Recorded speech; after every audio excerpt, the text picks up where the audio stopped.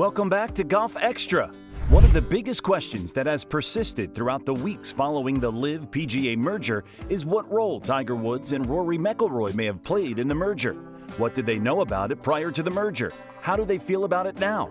Don't forget to hit that like button and subscribe for more videos just like this one. Now, let's get right into how Tiger Woods and Rory McIlroy may have been kept in the dark throughout the LIV-PGA merger. In the wake of the recent shocking merger between the PGA Tour and the rebel LIV Golf organization, there seemed to be many more questions than answers. However, certain questions sprung to the front of the mind for several prominent golf media personalities and leadership members. Notably, how would the future combined LIV-PGA organization look? Would any of the players who chose to stay loyal to the PGA Tour be compensated for their decision? And would the LIV players who defected be able to keep their money? Above all of these questions, though, was what role the PGA Tour's most prominent players might have played in the negotiations. Not only that, what did they think about the merger? As embattled Golf Channel commentator Brandel Chambly said immediately after the news broke, "One of the first things I thought about was, I wonder what Tiger and Rory and several other players who would have turned down tens of, if not hundreds of millions of dollars to go to LIV would have thought when this happened. They stood on principle, and they fought for the PGA Tour, and they fought for the betterment of the PGA Tour, and this just came out of nowhere." Chambly is right. Woods and McIlroy fought doggedly for the PGA Tour, repeatedly condemning LIV Golf in public statements and turning down hundreds of millions of dollars in order to remain loyal. Despite this loyalty, it appears that they were left out in the cold by the PGA Tour and Commissioner Jay Monahan. As it turns out, the merger was completed with little to no input whatsoever from the PGA Tour's top players. This was something that Commissioner Jay Monahan was forced to explain almost immediately in his public comments. Regarding the situation, Monahan said, "Given the complexity of what we were dealing with, it's not uncommon that the circle of information is very tight.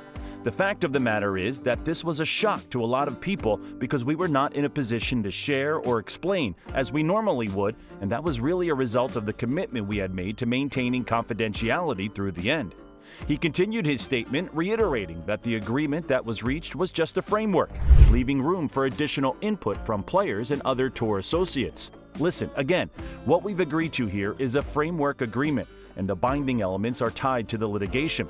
A lot of these details we've got to work through. If we had announced a definitive agreement this morning, and I was calling them in the morning, and I had made commitments on behalf of the PGA Tour, and not had an opportunity to fully vet them with our policy board and with those two individuals in a larger group, then that would be a complete miss on my part, and I recognize that.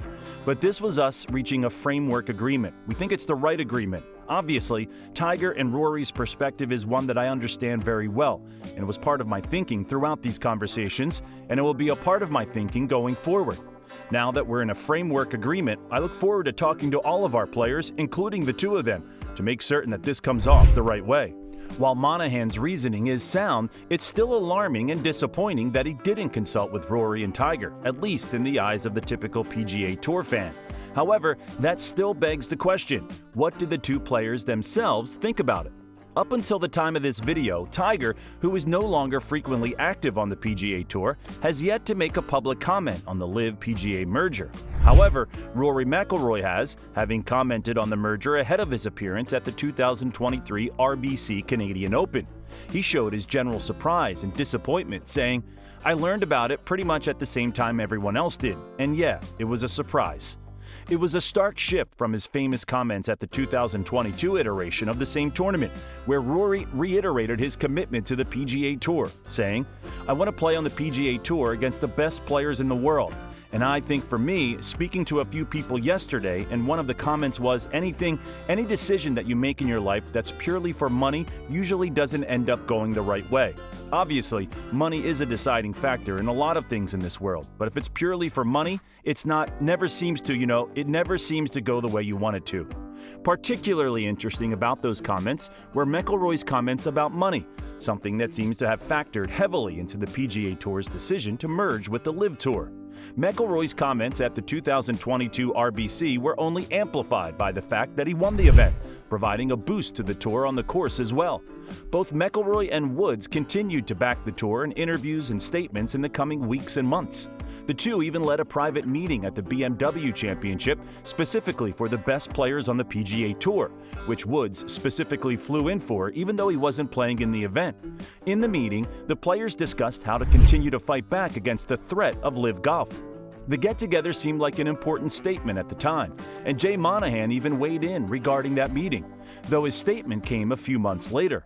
At the 2023 Players' Championship, Monahan reflected on the meeting by saying, "When you get to last summer, I was grateful that Tiger and Rory and that group of players got together at the BMW because I was a part of the process. I understood what they were seeking to accomplish. The lines of communication were very open and transparent. In my role, it's my job to synthesize that and ultimately come back to our board of 5 player directors and 5 independent directors and alongside my team make a recommendation that's in the best interest of the tour." So having conversations with those players, having conversations with our player advisory council, with our board, with the membership week in and week out, which is what our player relations team does, that's how we communicate. Now, those statements stand in stark contrast to Monahan's actions, including both the merger itself and specifically the decision to exclude those very same players who stuck their necks out for the PGA Tour from the decision-making process. Monahan did have a response to these criticisms, saying, "I recognize that people are going to call me a hypocrite. Anytime I said anything, I said it with the information that I had at the moment, and I said it based on someone that's trying to compete for the PGA Tour and our players. I accept those criticisms. But circumstances do change. I think that in looking at the big picture and looking at it this way, that's what got us to this point.